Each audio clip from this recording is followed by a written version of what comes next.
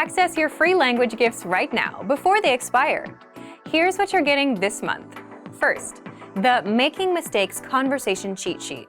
Do you know how to respond to mistakes in conversations? This brand new cheat sheet teaches you all the must-know phrases for correcting others and asking for corrections. Download it for free right now. Second, the 400 Everyday Phrases for Beginners ebook. This bonus ebook will teach you over 400 words and phrases related to daily activities like waking up, making breakfast, going to work or school, and much more. Third, the Shops Around the City vocabulary lesson. Learn how to say mall, supermarket, restaurant, bakery, and much more with this quick vocabulary bonus. Fourth, do you know how to express holiday greetings in your target language? Access this 1-minute lesson to learn phrases like Happy Holidays and Have a Happy New Year. Fifth, must-know winter clothing vocabulary. Do you know how to say jacket or scarf in your target language? If you don't, this next 1-minute lesson will give you all the words you need for winter clothing. Sixth, free audiobooks. Unlock our huge library of language learning audiobooks. Save them to any device and listen and learn. They're yours to keep forever. And finally, the deal of the month. If you want to finally master the language with lessons by real teachers and our complete language learning program, get 51% off all basic, premium, and premium plus plans with our special Black Friday deal. To get your gifts in language learning resources, click the link in the lesson description below. Download them right now before they expire.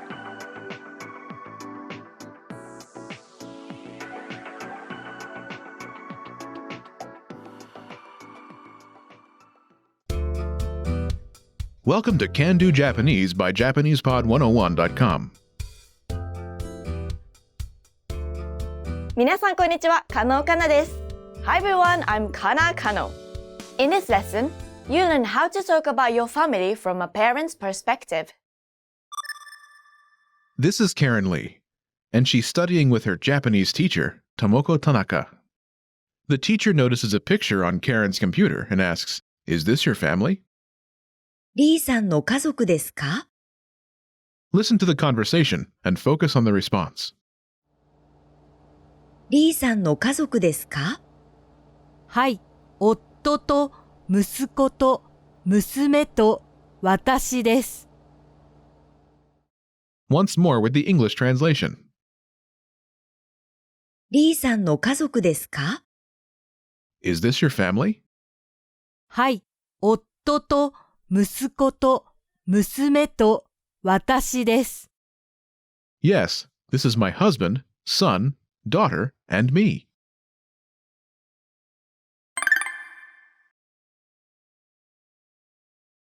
Let's take a closer look at the conversation.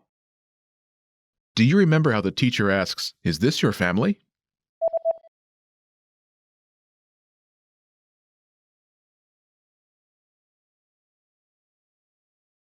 リーさんの家族ですか?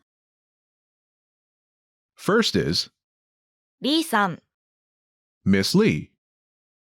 リーさん、 This starts with Karen's family name, Lee. In Japanese, リー、リー、リー、 after this is さん、 a polite suffix attached to a person's name. さん、さん。 This suffix can be used with any gender and translates as Miss in Karen's case.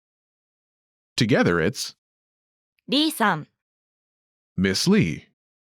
リーさん Next is the particle の、 the possessive marking particle. の、 Think of の、 as a way to indicate possession, like the apostrophe S in Karen's family. The word it follows possesses the thing that comes after it. In this sentence, it marks リーさん、 Miss Lee as the possessor. Together リーさんの、 is Miss Lee's. リーさんの After this is 家族、 family. 家族、家族、 Together リーさんの家族、 literally means Miss Lee's family. リーさんの家族。but it translates as your family. In Japanese, it's more common and polite to address a person by their name and polite suffix rather than directly with words like you or your. Next is, です。 in this case, it's like the is in Is this your family? です。です。 Last is the particle, か the question marking particle. This turns the sentence into a question. か Altogether, it's リーさんの家族ですか This literally means Miss Lee's family, this is. But it translates as Is this your family? リーさんの家族ですか Note that this is understood from the context of the conversation, as the teacher is pointing at the picture when she asks the question. リーさんの家族ですか Remember this question. You'll hear it again later. Let's take a closer look at the response. Do you remember how Karen says, Yes, this is my husband, son, daughter, and me?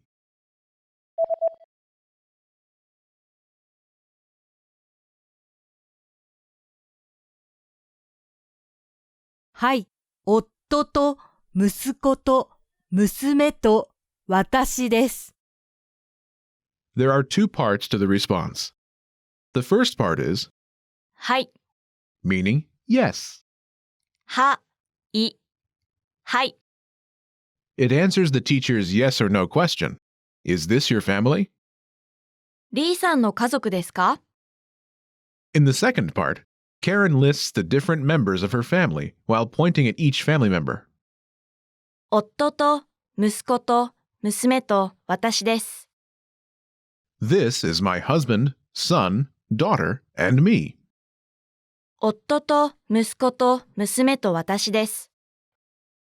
First is 夫、 literally husband, but translates as my husband.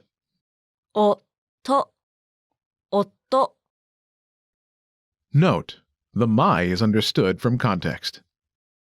Next is the particle と、 meaning and in this context.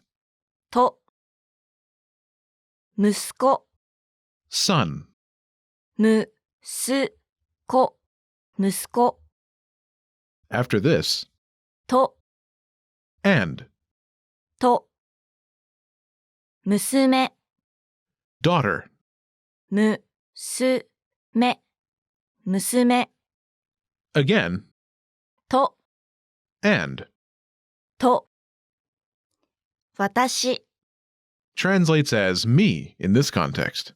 わたし、私 Last is, です。 in this case, it's like the is in this is my husband. It's a linking verb. です。 Altogether, it's 夫と息子と娘と私です。 this literally means husband and son and daughter and me. This is. But it translates as this is my husband, son, daughter, and me. Note, this is understood from context and refers to the group of family members in the photograph Karen and Tomoko are looking at. Notice this Japanese sentence doesn't include a specific word that means my, like in English. Instead, it is understood through context. Again, 夫と息子と娘と私です。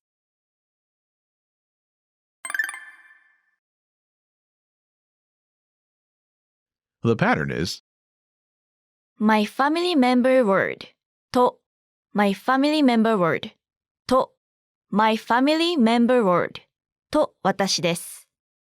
my family member word and my family member word and my family member word and me. Note the particle と follows each family member. This is an important pattern for your task. To use this pattern, simply replace the family member placeholders with members of your family. Imagine your family members are your wife, your son, your daughter, and you. 妻、wife. つ、ま、妻。 Say, this is my wife, son, daughter, and me. Ready?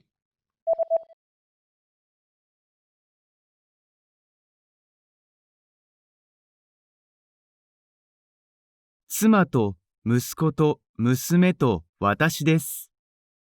My wife, son, daughter, and me. 妻と息子と娘と私です。When talking about your own husband or wife, use the words 夫 husband and 妻 wife. However, when referring to another person's husband or wife, use the following words. 旦那さん husband 旦那さん奥さん wife 奥さん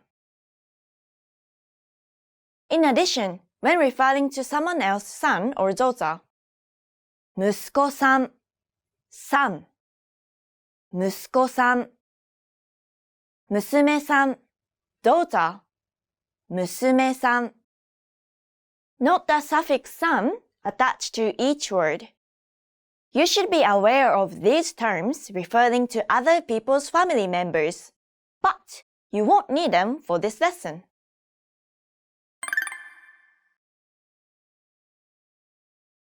Let's look at some examples. Listen and repeat or speak along with the native speakers. 夫と息子と娘と私です。夫と息子と娘と私です。妻と息子と娘と私です。妻と息子と娘と私です。妻と娘と私です。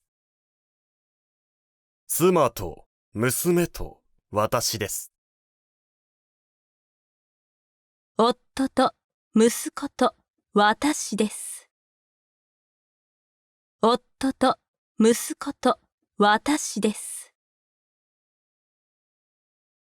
夫と息子2人と私です。夫と息子2人と私です。Did you notice how the last speaker indicates that she has two sons?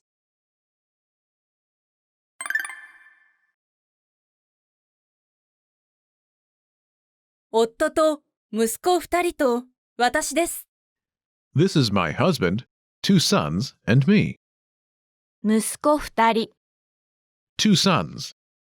息子2人 First is 息子 son. 息子 Next is 2人 meaning 2 people.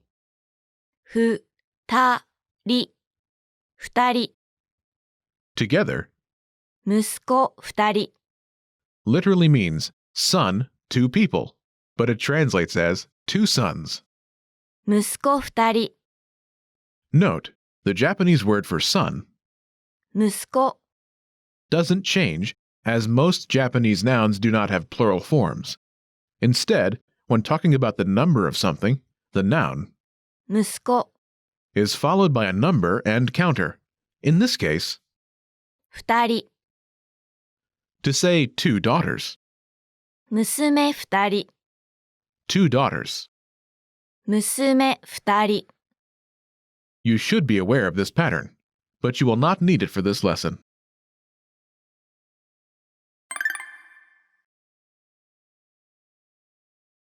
Let's review. Respond to the prompts by speaking aloud. Then repeat after me, focusing on pronunciation. Ready? Do you remember how to say me? 私 私 and how to say and? と と Do you remember the word for daughter? 娘、娘。And the word for son. 息子、息子。Do you remember how Karen says, my husband? 夫、夫。And how to say yes.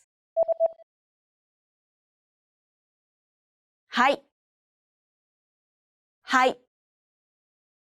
Do you remember how Karen says, this is my husband, son, daughter, and me?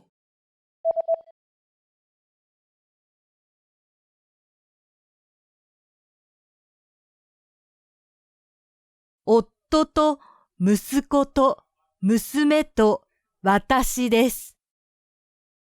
夫と息子と娘と私です。Do you remember how to say family? 家族、家族。And how the teacher addresses Karen? Hint, she uses her last name, Lee. リーさん、リーさん。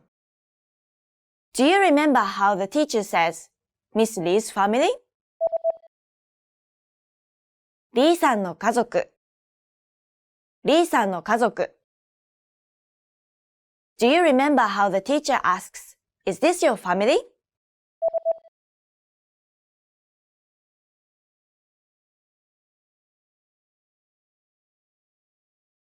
リーさんの家族ですか？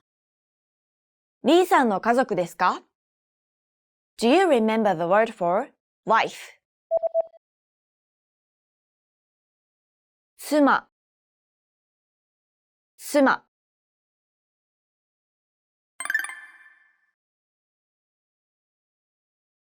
Let's practice. Imagine you're Mark's colleague, Yoshi Nakamura. You have a wife and a daughter. Respond to Mark's question referring to the photo. Don't forget to include the word for yes at the beginning of your response. Ready? 中村さんの家族ですか？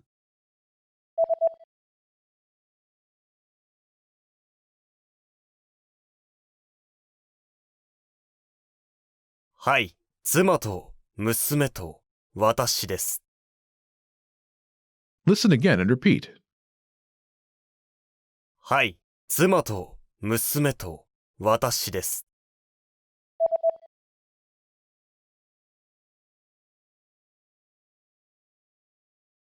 はい、妻と娘と私です。Let's try another. Imagine you're Mark's boss, Noriko Nagaoka. You have a husband, a daughter, and a son. Ready? 長岡さんの家族ですか？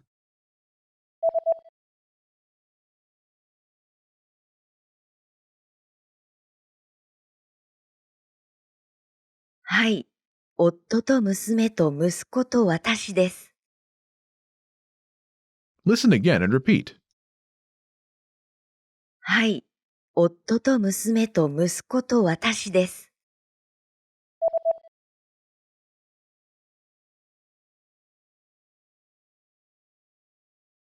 はい。夫と娘と息子と私です。Let's try one more. Imagine you're Mark's friend, Yoshimi Yamaguchi. You have a husband and a son. Ready? 山口さんの家族ですか？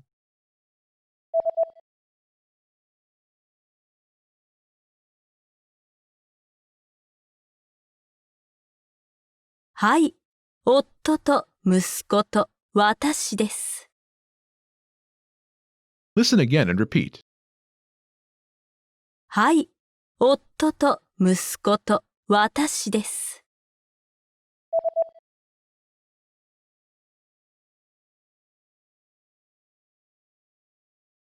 はい、夫と息子と私です。皆さん、お元気でしょうか？今日もこの時間がやってまいりました。let's review N1 kanji. Let's go! If you want to do the quiz first, please go to these times. Then, this kanji means sponsor, hold a meeting, give a dinner. The on reading is 催, like in 主催する, meaning sponsor. And the kun reading is 模様, as in 催す, meaning hold. Then, this kanji means bond, loan, debt. The kun reading is 債, as in 債務, meaning a debt, and 公債, meaning public loan. Then, this kanji means wound, hurt, injure, impair, weak point. The on reading is 傷, like in 傷害, meaning injury.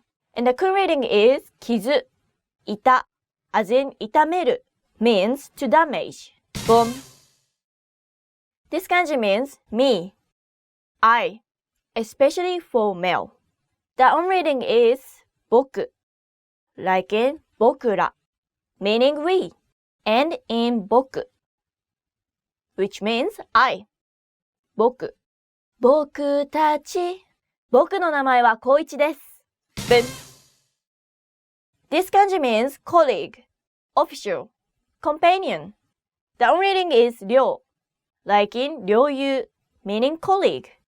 You can also say 同僚, which means colleague, and you can also use 領友, but it's more polite.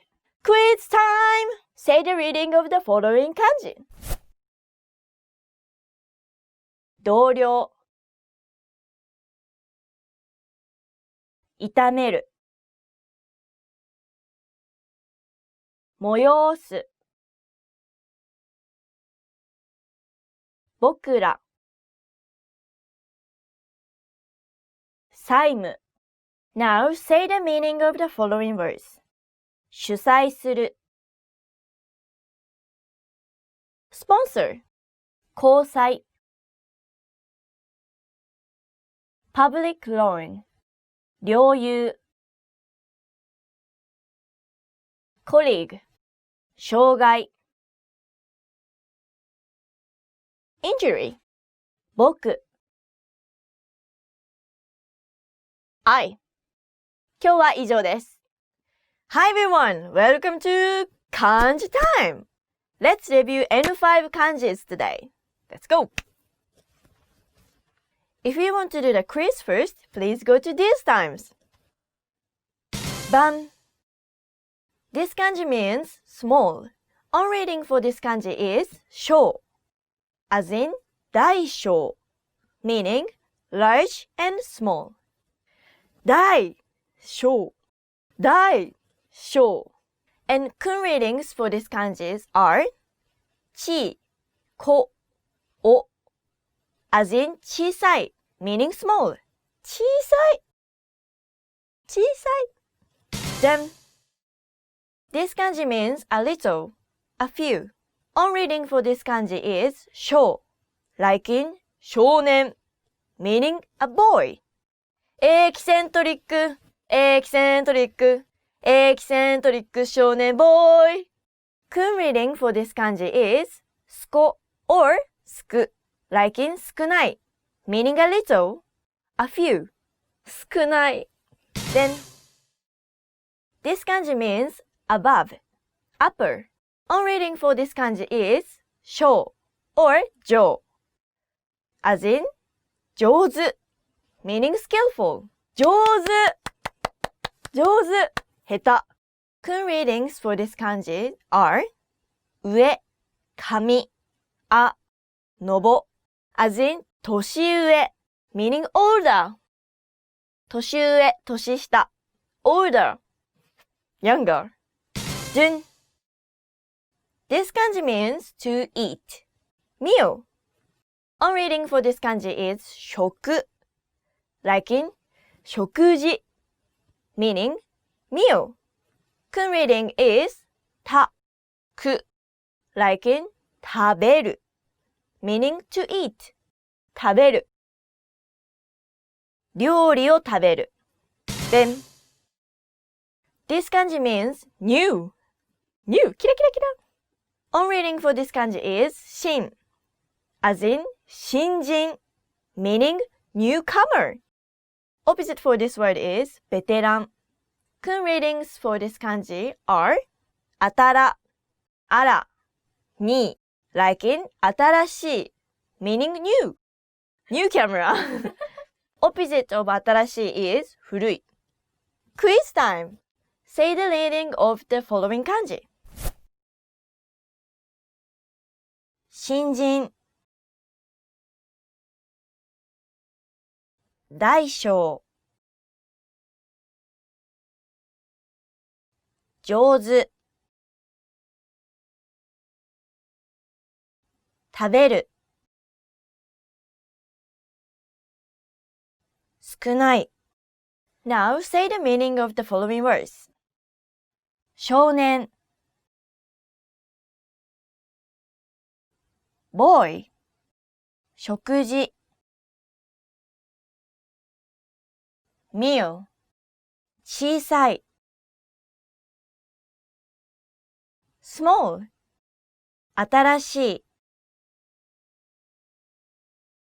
new 年上 older. That's all for today. Thank you so much for watching. 皆さんこんにちは。Welcome to Kanji time. Today we are going to review N4 kanji. 参りましょう。はい。If you want to do the quiz first, please go to this time. Ben. This kanji means younger sister. On reading for this kanji is mai, as in 姉妹 meaning sisters. And kun reading is 妹 like in 妹 meaning one's younger sister. 私の妹あなたの妹 Ben. This kanji means older sister. On reading for this kanji is し like in 三姉妹 meaning three sisters. 長女、次女、三女 oldest sister, middle sister, youngest sister. Kun reading for this kanji is 姉 like in 姉 meaning one's older sister. 私の姉です。お姉さんはいますか Ben. This kanji means commence, begin, start. On reading for this kanji is し as in 始発 meaning first train or bus, first run.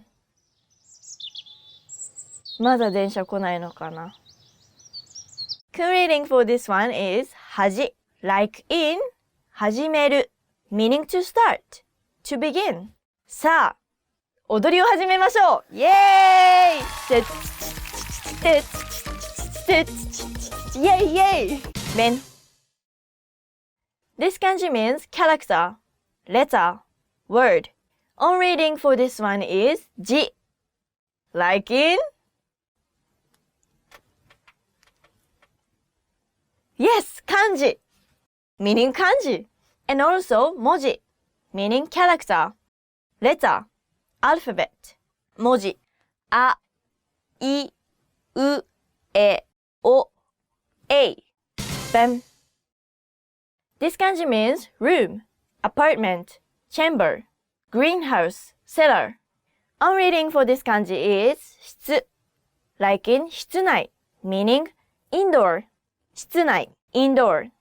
室外 outdoor. Kun reading for this kanji is 室 like in 氷室 meaning ice room. Ice room, ice. Quiz time! Say the reading of the following kanji. 妹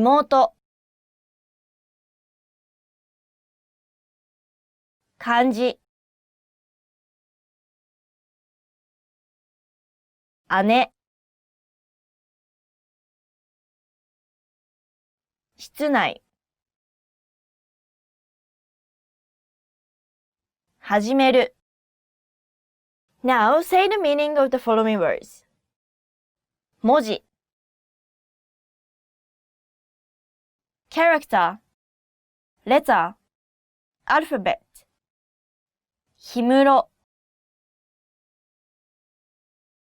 ice room, 姉妹 sisters, 始発 first train or bus, first run, 三姉妹 three sisters. Okay, that's all for today. Did you enjoy it? I hope so. Hi everyone, I'm Risa. And I'm Ron from Hachiko District. Today we are going to talk about things you shouldn't do in Japan. Because it's important to know these customs before coming to Japan. Today we're going to be speaking in Japanese to improve your Japanese listening skills. Remember, if you guys want to learn Japanese fast with the best resources, click the link to access our learning program. Don't smoke on the street. 路上喫煙はやめましょう。路上喫煙はダメっていうことなんだけど、どう思う？そうだね。今オリンピックとかが来てて、その上で日本の方々はちょっと調整し始めてる。その海外スタンダードに合わせるってこと。そうだね。で、結構海外の方が日本に来て、タバコを道端で吸っている方とか見たり、隣を歩いたりしたらちょっと不快感を与えてしまうということで、そういったいい環境を作り上げてるっていうのはすごい自分としても嬉しいと思う。あとタバコを吸う人にはそのタバコを吸う喫煙ルームっていうところがあるよね。そうだね。喫煙エリアっていうのかな。喫煙ルーム。レストランだったら喫煙ルームがあるし、外だったら喫煙場所っていうのがあって、そこでみんな大体タバコを吸ってるよね。そうだね。結構アメリカのスタンダードというと結構電子タバコとかアイコスとかそういったブランドのものが出てきて、結構その外でも喫煙所でも匂いがつきにくいものみたいなものが結構日本の方とかが使っていることが多くて、結構使いすぎたね。大丈夫日本の文化上であっても、結構会社とかでも社内で吸ってはいけないみたいなルールも出てきてるし、もちろんその道端ではそういったことが禁止条例としてされてるっていうのはすごいいい文化の進化だと思う。確かに年々厳しくなってるような気がするよね。そうだね。Don't enter a bathhouse or an onsen without washing your body. お風呂の湯船に入る前に体を流しましょう。そうですね。どう思います？いや、温泉に行くと、多分知らない人もいるみたいで、そのまんまボーンって温泉に入っちゃう人もいるみたいで、それは結構日本人からして失礼なこと？そうですね。結構日本の文化としてお湯を使いますとか、あとは温泉などに入るときに温泉のお湯っていうのは絶対そこまで変わらないものなので、そういったものは他の文化ではあまりないかなと思う。その温泉ってやっぱりパブリックバスで、みんないろんな人が入るから体をせめてきれいにしてから入るっていう。なぜかというと、その湯船をきれいに保つために。これは男性も女性も関係なくて、みんなそうだよね。多分初めに体を流してからお風呂に入りましょう。で、家のお風呂でもそうだけど、友達の家とかのお風呂に入るとかっていう時もちゃんとシャワー浴びて入るみたいな。結構どんなシチュエーションでもシャワー浴びてから風呂に入りましょう、シャワー浴びてから温泉に入りましょうみたいな文化がすごい強いと。私も今東京で暮らしてるけど、その東京に来る前、実家の時は家族みんなで一緒の一つのお風呂に入るから、確かに体を洗ってから入ってたね。そうだね。Don't write names in red ink. 赤いインクで名前を書くのをやめましょう。これ聞いたことある？そうだね。子供の頃にちょっとよく親から言われて、その赤のペンで基本的に名前は書かないようにはしている。私が聞いたのは、赤のペンで名前を書くと、その名前を書かれた人が早死にするって聞いたから。結構怖いね、怖いよね。話だと思うけど、多分それはお墓に入るときに赤のペンじゃないな。赤のインクだね。なんか墨みたいなもので、自分の名前を漢字でお墓に書くから、ちょっとそれで早死にするというお話ができたのかもしれない。そのお墓とか、あとは昔武士うん。武士って侍、うんかな武士、侍。うん、武士がその果たし状をうん。相手に送るときにその人の名前を赤字で書いたから、その赤い字で名前を書くっていうのはなんか喧嘩を売るみたいなイメージもあるらしくて果たし状を渡すみたいな。そうだからあまりいい風には取られない、そうなんだ。ことみたいです。 Don't throw rubbish on the street. ポイ捨てはダメダメポイ捨てはいやいや、すごい、いや、ポイ捨てはダメですよ。ダメ結構、まあ日本に来る外国の人が日本は綺麗って言うじゃないですか。それはやっぱりみんながゴミを道端に捨てないからうん。綺麗が保たれてます。なので日本に来た場合とかはもう絶対にゴミ箱にゴミを捨てるような習慣を身につけましょう。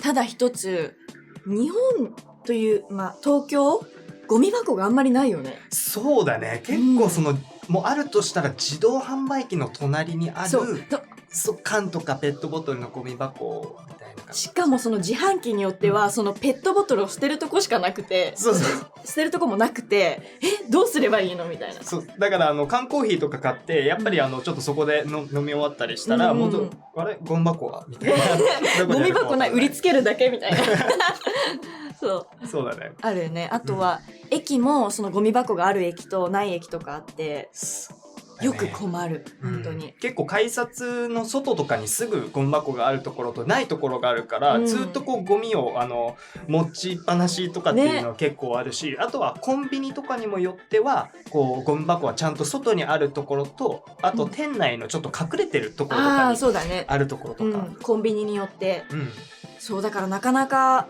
ゴミ箱を見つけることが難しい時もあるんですけど、そういう時はだいたいバッグに入れて家に持ち帰ります。偉いでしょ偉い。Don't block the escalator. エスカレーターでは片方に寄りましょう。そうだね。これはもう結構東京もそうだけど、関西のエリアも結構、条件っていうかルールがある。ルールがマナーなんですけど、一応よくポスターで最近見るのはエスカレーターでは歩かないって書いてあるんだけど、でも一応みんなのそのコモンセンスとしては、東京では左側に立つ、だから右側を開ける。そうだね。右側を開けて、こう上に歩く人たちの、あと急いでる人とかを通せるように。で関西、例えば大阪とかでは右に立って左を開けるって知ってた？そうだね。結構関西と東京で違う。そう。なんか海外とか中国エリアに行った時に右に立つっていうのを自分知ってるんですけど、その元はなんでこう片方開けるってなったかっていうと、その大阪万博の時にイギリスがなんか片方開けるらしいのね。でそれが大阪に入ってきて、そこから広まってったらしい、日本中に。それは聞いたことある。海外の人が結構右側に立つことが多いって。でもなんで東京左側なんだろうね。すごい不思議だよね。不思議だけど、一応左側に立ちましょう、東京に来た時は。はい。で右側を開けましょう。はい。 Don't talk loud on the train. 電車の中で大声で話すのを控えましょう。これは結構知られてるマナーだと思うけど、日本の電車は結構静かなことが多くて、静かだよね。本当に静かで、他の国とか行くとびっくりするぐらい結構パフォーマンスとか話す声とか結構あったりするんだけど、日本は結構静かな方かなと思う。本当にたまになんかこんだけ人がいるのになんでこんなに静かなのみたいな。そうだよね。満員電車とかも朝忙しい時にみんなただもう完全にもうなんかなんていう無ですよね。無です。はい。お寺みたいな。お寺なんですかね。お経ではないですね。ちょっと瞑想？そうです。瞑想だっけ？瞑想？メディテーションって瞑想？メディテーションが多分瞑想だと思います。はい。なんか瞑想って迷ってさまようことが瞑想、メディテーションみたいな。はい、そうです。なのでみんな満員電車で瞑想してるみたいで静かにとか結構あると思いますね。なんか不思議な光景だよね、本当に。そうですね。ただどんなに友達と一緒になって話したくても多分、なんか全然話すのは大丈夫だと思うんだけど、その電車の中でみんなが静かにしてるところで大声で喋るっていうのはちょっとマナー的に良くないかなっていう。その通り。あと特に思ったのが、日本語って結構こうボソボソって喋れるけど、英語って響くよね。そうだね。結構こう口をあって開けて話すことが多いから。そうだから多分本人たちは普通で喋ってるんだけど、すごく響く時があるのね。そうだね。まあちょっと怒られたくなかったら気をつけた方がいいかもしれない。はい。怒られたくなかったらなんか注意されるみたいな感じですよね。注意される可能性があるっていうことです。はい。Don't cut into lines. 列に割り込んではいけません。結構なんかあるらしいんですけど、外国の人が、多分列並んでるって分かんないのかな。でなんか前に入ってきちゃうとか。結構あるかもしれないですね。自分、たまに見たことあって、それは私としてはそこまで止めるのもちょっとその日本人の志みたいなところもあるかもしれないんですけど、そこまでこう分かってないんだなっていうことで、そこまでこう強く言いたくないなっていうところもあるんですけど、割り込んじゃいけませんね。割り込んじゃいけませんね。とても不愉快な気持ちになります。そうですね。ただ、これ言ってもでもその外国の人ばっかりじゃなくて、スーパーで並ぶ時ってあるよね。その時に、知らん顔してスッて列に割り込んでくるおじいちゃんとかおばあちゃんとか、年齢は関係ないんですけど、そういう人もいるので。そうなんですよね。なので普通にこちらは外国の方だけではなくて、普通のご年配の方ですっと入ってこられる方もいて、こういう時私一回何度かあるんですけど、こういう時ってもうレジの人が言うしかないと思うんですよ。なるほど。でもレジの人は多分その並んでるから結構忙しいと思うのね。だから気づかないんじゃないかなと思って。それも盲点ですね。ちょっとなのでなんかわざと絶対割り込んできてるなって分かった時は、すいません並んでますよ2個っていいですね。それは本当にいいアドバイスです。なので並んでますよと、そう並んでるだろうとかじゃなくて、並んでますよ2個の方が多分いいと思いますピースフルな解決策。 Don't wear your shoes indoors. 室内では靴を脱ぎましょう。だいたい日本の家は玄関があって、でそこで靴を脱いでから室内に入るよね。そうだね。結構こう海外とかはそこまで見ないけど、日本はもう全てのお家は玄関があって、そこで脱いだりはするね。あと結構迷うのが例えばオフィスとかとお店とか。そうだね。結構こう分かれていて、その玄関があっても靴を履いて入るところもあるし、玄関があってちゃんと靴を脱いでスリッパに履き替えてこう入る居酒屋とかオフィスとかがあるから、そこまでこう知り得たことじゃないというか、もう入って靴箱があったら、ここは靴脱ぐんだなってすぐ分かるんだけど、それもない時、よく分からない時はとりあえず誰かに聞きましょう。本当にそのまんま靴で入ってっちゃうとすごく失礼になるので、間違いをする前に聞いた方がいいかと思います。そうです。はい。ね。Don't eat on the train. 電車の中で食べるのはやめましょう。ね、これもそうなんだけど、もう食べちゃダメっていう決まりがあるわけじゃないんだよね。そう。結構マナー的に良くないっていうことだと思う。そう、ダメって言ってもたまに食べてる人もいるし、でも食べてるとマナー的には良くない。その言った通りに。よく見られないというか。よく見られないと思います。でやっぱりそれも結構匂いとかもあると思う。その匂いが強いものとかを食べるのもダメだし、ちょっとこう人が食べてるどうなんだろう、姿というか、そういうのを見たくないっていうマナーなのか、それともこう多分もっとやっぱ人がたくさんいるとこだから、そういうところにお互いに配慮し合いましょうねっていうことなんだと思う。そういうことですね。だから、逆に言ったら誰もいない電車だったらいいのかもね誰もいない電車だったらそれはもう誰もいない道だったら食べていいみたいな。あーすいません、ねなんかそれ一個戻っちゃうことになるんですけどまあそうですね、もう電車、誰もいない電車だったら食べていいかもしれないです、まあそれも絶対ダメってことはないよね、だから実際にこうおにぎりとかちょっとかじってる人とかいますもん電車の中入ってで隣見るとちょっとおにぎりかじっていてやっぱ忙しいのかなと思ってちょっとしょうがないかなとも思うんですよ、結構。私結構そういうの見ると、はい今食べなきゃダメなのかなって思うそうですね、だってね駅降りてから食べることだってできるし、わざわざこんなみんながいるとこで食べなくてもいいんじゃないかなってちょっと思っちゃうんだけど、たまにね確かにそうですね、降りて食べれば、立ち止まってこう食べないといけない。まあ、逆に自分がもしその本人だったら電車の中で食べるっていうのがあんまりコンフォタブルじゃないから、あんまりその心地が良くないから、そう思うんだと思う。でも新幹線は逆に食べても大丈夫だよね。新幹線はでも本当にもう2時間半とか結構乗ってる時間が多いから、なんか弁当とか食べていいかなと思うけど、そこでも結構大声とか出して話すのはダメだけど、ご飯は食べていいみたいな、まあ、あとご飯も食べていいけど、あんまり匂いの強いものはダメってちょっと気にした方がいいと思う。まあ、ダメじゃないんだけど気にした方がいいと思うね。いろいろ難しいね。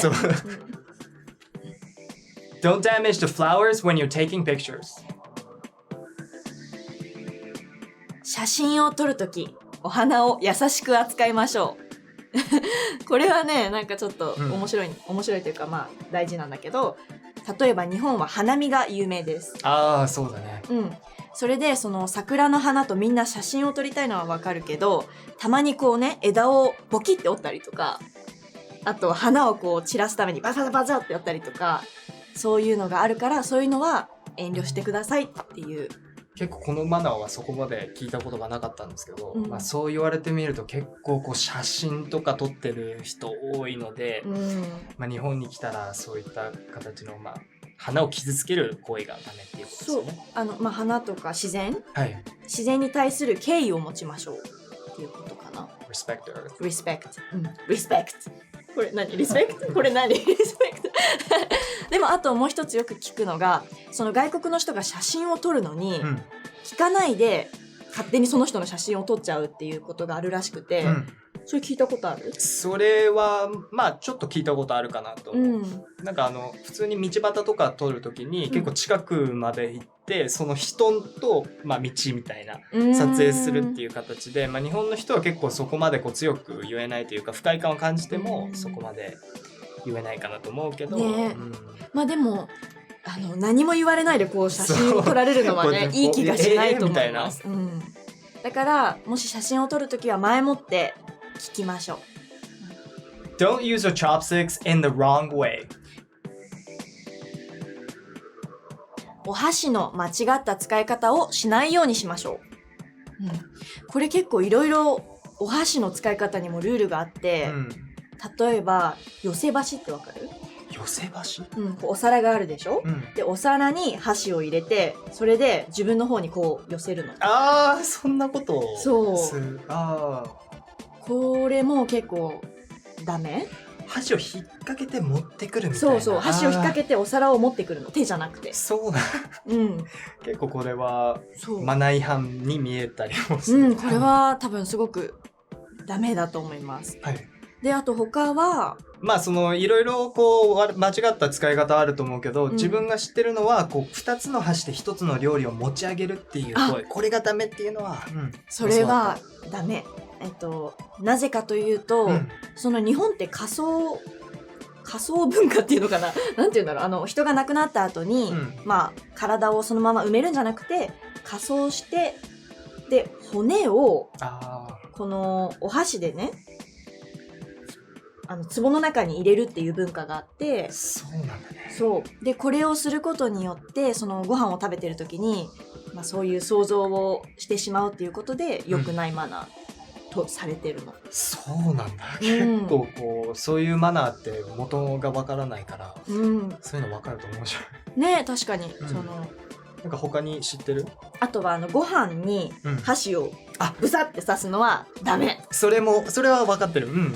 なんかこう刺しちゃいけないみたいなのはそうよく聞く。これも亡くなった人にご飯をお供えするときに箸を刺してお供えするみたいなのね。同じだね。結構こう死んだそうそう死んだ人ね、亡くなった方のね、お仏壇あ、そうそう、お仏壇とかにお供えするときに、うん箸をこう刺して立てるから、それと同じようなことをご飯を食べるときにしてはいけませんっていうことみたい。あとはね、まあ刺すつながりで言うと、食べ物を箸でこうぐさって刺すのもダメ。ああそうだね。いやでもうんこれ自分ちょっと恥ずかしいけど、まあ、結構その豆腐とか持ち上げられない時とかちょっと刺してこう食べてしまってちょっとマナーやちょっと他に見てないかちょっと確認してこう。あとね、なんでこれがダメなのかっていうと、その小さい子とか箸を上手に持てないそう時にちょっとね、りょうくんのこと言ってるわけじゃないんだけど、はいその箸をうまく使えない時にこう持つでしょ、で刺して食べたりするの。そうだね。だからちょっとその子供っぽい印象とか、まあとりあえず見た目的にあんまり良くないっていうことみたい。あと他にもいっぱいあるから、ぜひ日本に来る前にお箸のマナーとか、まあね、食事のマナーを見てください。見てみてください。カミカミだけど。そうだね。結構こうルールとかマナーにまつわることとか、あとは結構文化によって出てきたルールとかがあるんだなって、すごい自分勉強になりました。まあ今日のこのタイトルが、Things You Shouldn't Do in Japan なんだけど、まあ本当にやっちゃダメっていうよりも、まあこういうマナーを知っといた方がいいですよっていうものをたくさん喋ったね。そうだね。なのでまあ日本に来るときはマナーを学んで。マナーを学んで？ダジャレ？マナーを学んで日本に来ましょう。Good advice. マナーを学んで来ましょう。Okay, thank you so much for watching. 皆さん見てくれてどうもありがとうございました。ありがとうございます。So remember, if you guys want to learn Japanese, click the link in the description to learn more.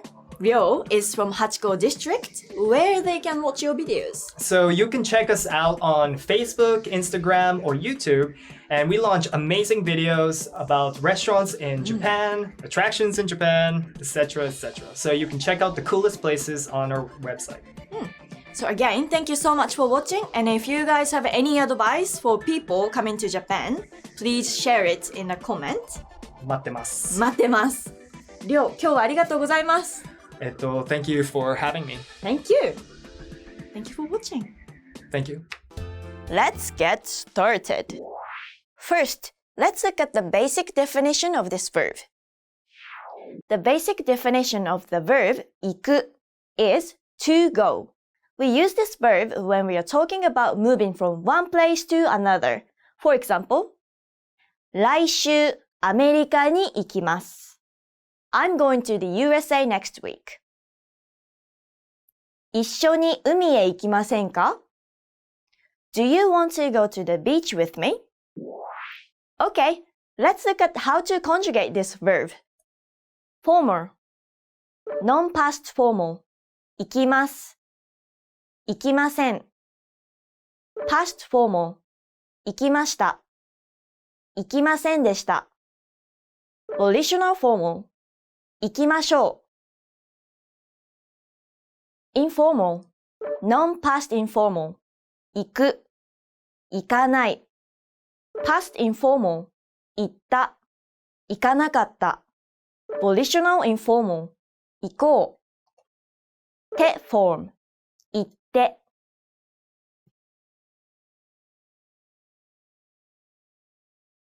Now, let's look at some other meanings of this verb. The first one is to come.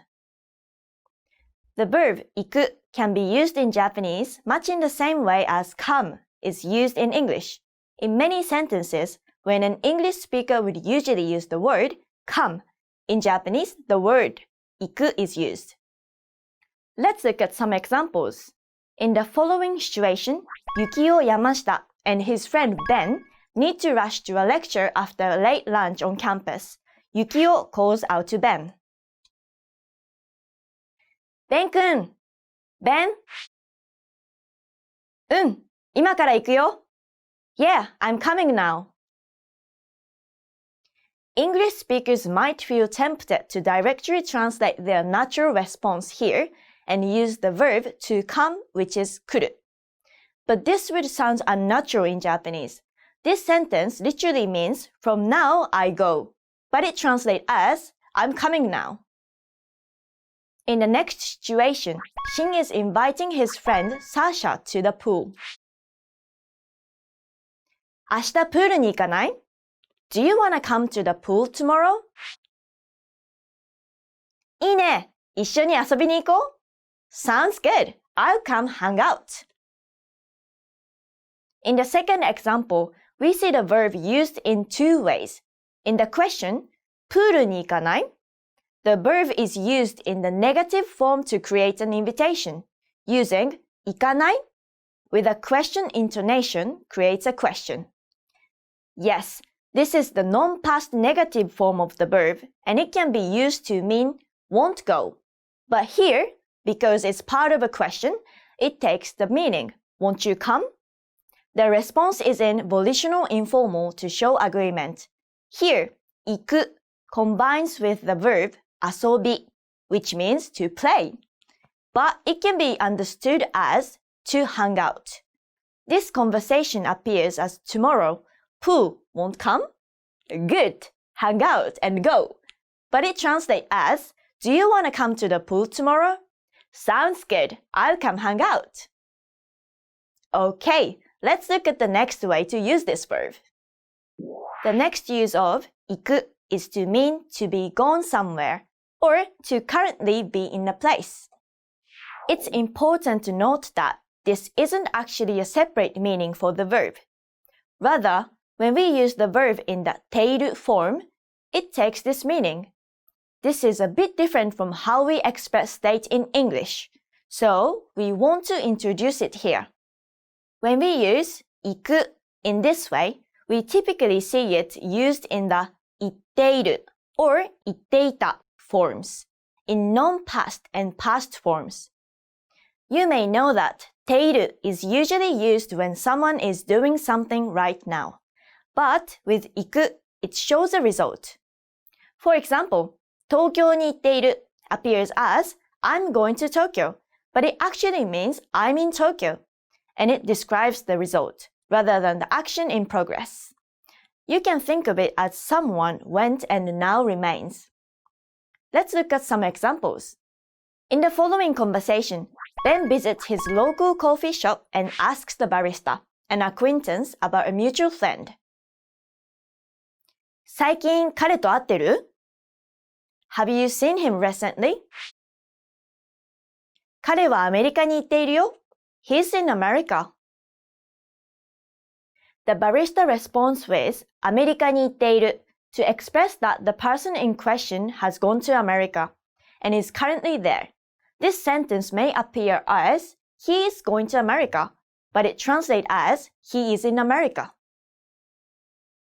Let's look at another example. In this conversation, Ben's friend Hannah asks him about where he was. 今日はどこに行っていた? Where were you today? 病院に行っていたよ. I was at the hospital. In this situation, the verb is used in two ways. The young woman asks, どこに行っていた?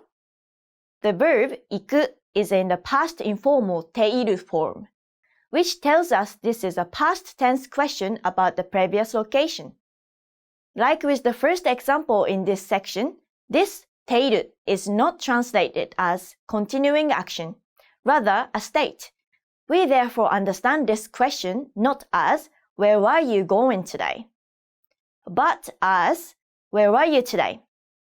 The reply uses the same form, 行っていた. Again, this refers to a state. I was at the hospital. Note that it's possible to answer this question with 行った as well. This would mean simply, I went to the hospital. The example response looked like hospital was going to, but it translates as I was at the hospital. Alright, let's move on to another way to use this verb. The third way to use 行く is to indicate the method of transportation. Note that when 行く is used in this way, the particle preceding the verb is で, which marks the method. Because this use of 行く is used to describe a method of transportation, we can translate the verb into English as whatever is most appropriate for the situation.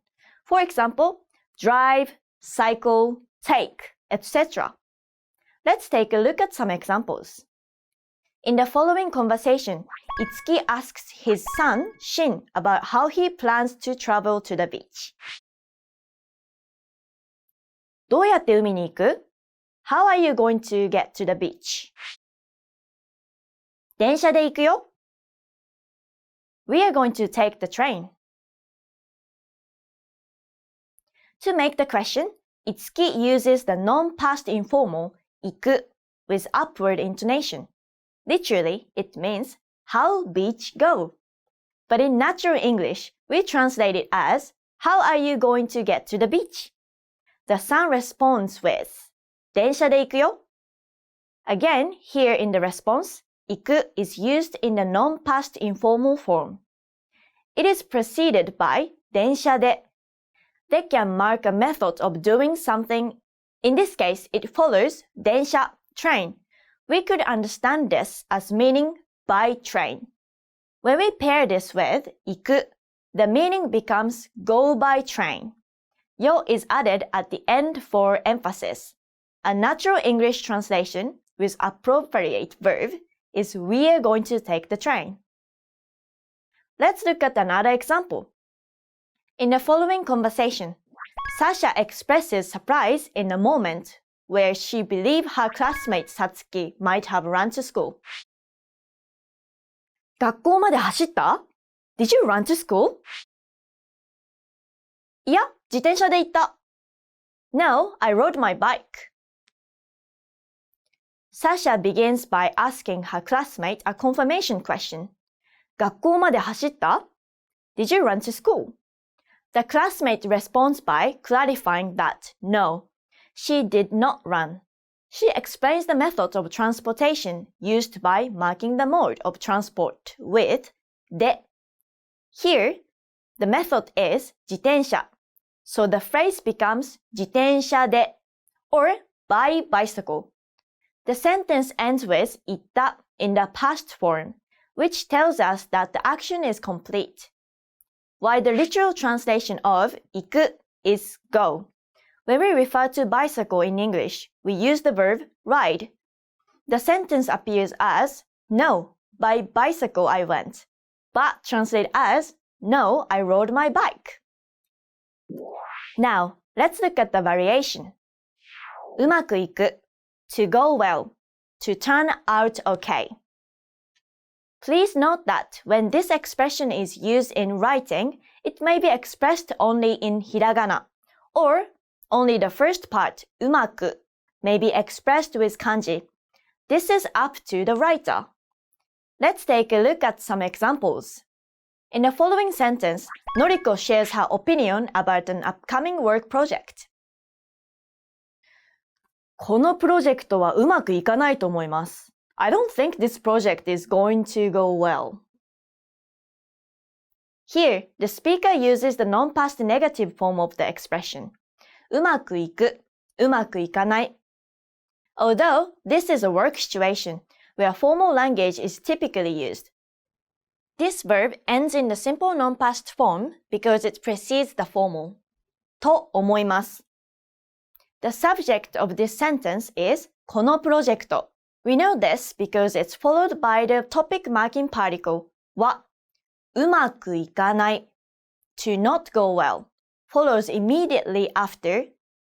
This sentence may appear as this project will not go, I think, but it translates as I don't think this project is going to go well.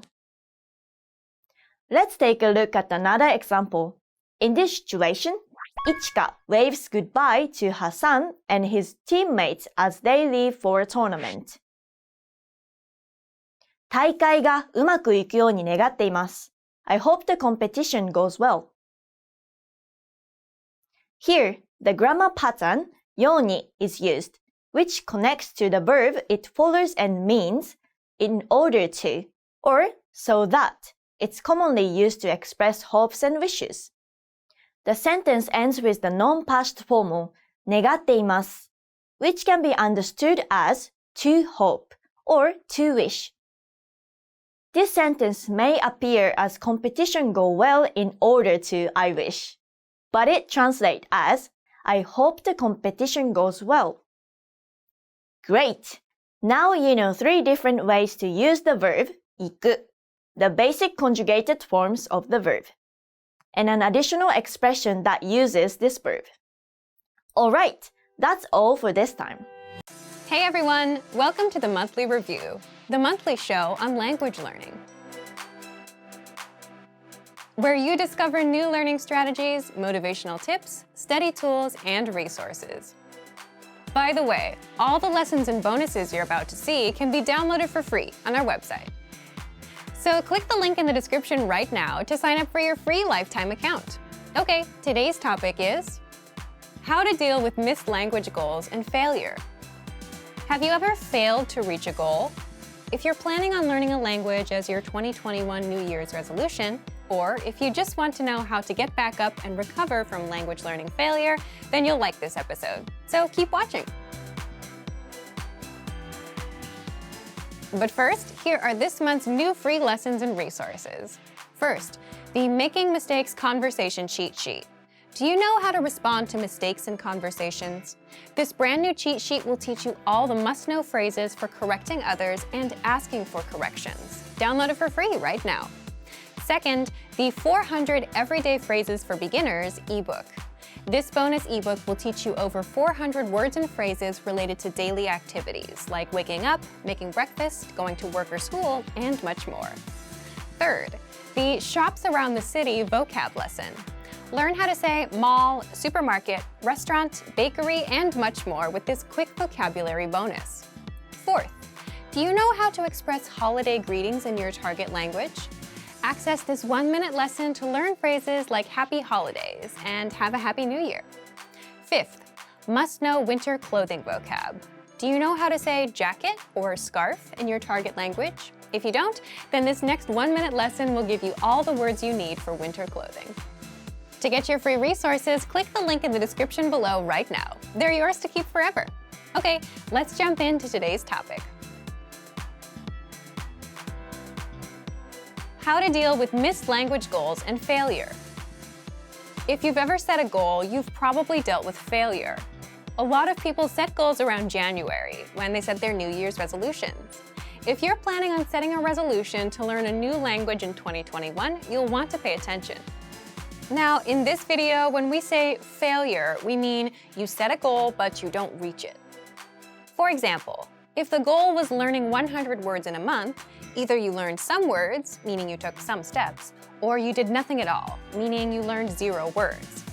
Failure usually happens for one of 2 reasons. One, you set an unrealistic goal that's too hard for you or your routine or your lifestyle. For example, learning 1,000 words in a month can be overwhelming.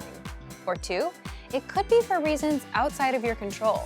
Maybe you got sick, or you're busy at work and have no time, or you're moving. Life can get in the way. So, how do you deal with failure? Do you feel disappointed? Do you quit? Do you keep trying? Leave us a comment and let us know. But if you want to succeed with your future language goals, you'll need to change your outlook on failure and learn how to recover. So, here are 5 ways to deal with missed goals. 1. Ask yourself, is this outside of my control or inside of my control?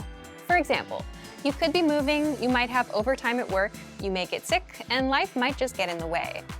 These situations are outside of your control, so there's no need to blame yourself. If they were inside your control, it's likely you set a goal that was too hard or simply unrealistic for your current lifestyle. Why ask this? If the situation is outside of your control, you should keep on going. If the situation is within your control, you can work on fixing it, and we'll tell you how in just a bit. Second, if you feel disappointed about a missed goal, which is normal, use that feeling as motivation. Don't stop your language learning journey just because you're feeling disappointed. Third, understand that this isn't the last time you're going to fail. There'll be goals that you'll hit, and there'll be goals that you miss. That's just a fact of life. And in a way, that's good news because you'll get used to failing. You'll learn not to feel too bad about it, and you'll learn how to keep on going. Fourth, understand that as long as you spend time on the language, that's good enough. Goals are also meant to get you moving in a certain direction. So as long as you made some strides in the right direction, that's better than nothing. So if your goal was to learn 100 words, but you learned only 20, 20 is better than 0. You still started moving in the right direction. And if you didn't reach 100 this time, you can hit 100 in the future. It's just a matter of time. Fifth, recover from failure by setting smaller goals. Why set smaller goals? If you failed to learn 100 words, wouldn't it make sense to try that goal again? Or double up, punish yourself, and learn 200 to make up for lost time? In schools, when we miss homework, we have to make it up and stay on track with new homework. This doesn't make sense with goals. The reason is, if you fail again, it's because that goal is too far out of your reach. Either you yourself can't handle it, or your current situation, like being busy at work or having a private matter, doesn't give you much time. By aiming lower, you can at least get back on track to succeeding at reaching a goal. You're getting something done and you're getting your confidence back up. Because if you couldn't reach 100 words last time, chances are you won't reach it this time. So try 50 words, 30 words. Give yourself a chance to succeed on your own terms. And that's it. Don't let the small failures keep you from making a big success. Make your goals work for you. Let's recap one more time. 1. Ask yourself, is this outside of my control or inside of my control? 2. If you feel disappointed, use that feeling as motivation. 3. Understand that this isn't the last time you're going to fail. 4. Understand that as long as you spend time on the language, that's good enough. And 5. Recover from failure by setting smaller goals. If you're planning on setting a language learning resolution for 2021, let us know what it is. Leave a comment. So thank you for watching this episode of Monthly Review. Next time, we'll talk about how to get back on track after language learning failure. If you enjoyed these tips, hit the like button, share the video with anyone who's trying to learn a language, and subscribe to our channel. We release new videos every week. And if you're ready to finally learn language the fast, fun, and easy way, and start speaking from your very first lesson, get our complete learning program. Sign up for your free lifetime account right now. Click the link in the description. See you next time. Bye! What are the best ways to learn a language on the go? You might be surprised to find there are lots of moments throughout the day we can transform into language learning opportunities. These might be on your commute, during an exercise session, or even just when you're trying to kill some time. In this video, we'll introduce you to 3 tips for learning on the go. Number 1. How to learn a language on the go. Many of us are probably used to studying when we have time to sit down and concentrate. We take out textbooks and notepads and prepare to focus our attention for an hour or so, like in a classroom. It might be hard to think of studying in other settings, like when you're sitting on a bus or are stuck in traffic. But there are still things you can do, even if your hands are full. For example, think about your commute. How much time do you spend traveling to and from work, school, or other activities throughout the week? If you have a 1-hour commute every day, that's a lot of time you could be spending working on your language skills. Even if you're not ready to devote your whole commute to study, a little bit every day will help. But how do you study in environments like these? By changing the way you approach your learning. These days, many people now have a computer right in their pocket. Smartphones make it easy to access many different kinds of study materials. Depending on our needs and the time we have available, we can watch YouTube videos, listen to podcasts, study vocabulary, review infographics, and more. There are many different ways to build our language skills, and we can choose study methods that work for our schedules, our personalities, and our goals. There are a lot of different methods to consider, so in part 2, we're going to share a few ideas to help you get started. Number 2, 5 easy ways to learn a language on the go. If you're standing on a crowded train, you can't pull out a book or do workbook problems. If you're exercising, it's probably impossible to review textbooks or take notes. If you're driving, you need to make sure you're watching the road. So how do you transform times like these into study opportunities? Situations like these are great for audio and video lessons. We have huge libraries of both, so you can choose whichever is best for you. All you need to study is a smartphone, a lesson, and a pair of earphones. Just press play and watch a video or listen to an audio lesson, like you would with music. During your commute or exercise session, you'll hear a simple conversation focused on a specific goal, like introducing yourself or ordering food. Then, our teachers will explain the words and phrases. In just a few minutes, you'll be working on mastering an entire conversation. Our second study method suggestion is our app, Innovative Language 101. You can download it for free for the iPhone, iPad, and Android. This will allow you to take your lessons with you wherever you go. Study idea 3 is for those of you who want something super quick and easy. You can use it to kick off your studies each day. It's our word of the day email. Every day, you get an email with a new word, example sentences, audio, and a picture to help make it stick in your mind. If you check your email during your commute, you can also check the word of the day. Our last 2 study method ideas are about tools that can help you remember what you study. First is our vocab slideshow tool. This study tool is available on all vocab lists and lessons. Just press play and listen to words and phrases one by one. You can even set the slideshow on a loop and listen to the words over and over. Finally, our last suggestion is our smart flashcards. These flashcards use spaced repetition to help you study and remember words, and the cards are mobile friendly. The cards remember your progress and quiz you on words at the right times. This helps ensure you don't forget the things you study. To access these, visit the site on your phone and find the flashcards in the vocabulary menu. Swipe through as you study. Our system will remember your progress. If you get a word wrong, you'll see it more often. The flashcards know to quiz you again and again until you remember that word. Number 3, be consistent. If you can find new ways to use your time and work towards your language goals, great. But remember to be consistent. Using all or even part of your commute or your downtime to study can be a fantastic way to make progress, but you need to make sure to do it regularly. Try to build a habit of starting a video lesson as soon as your commute begins, or pressing play on an audio lesson as soon as you begin a jog. Creating these habits will help you stick with your study methods long term and will lead to greater progress. When you decide to learn a language, it's exciting, but there are lots of different ways to approach your studies. What can you do to make sure you start things off in the best way for yourself? In this video, we'll cover 6 things for you to consider to get you started on the right foot. First, what is your reason for learning?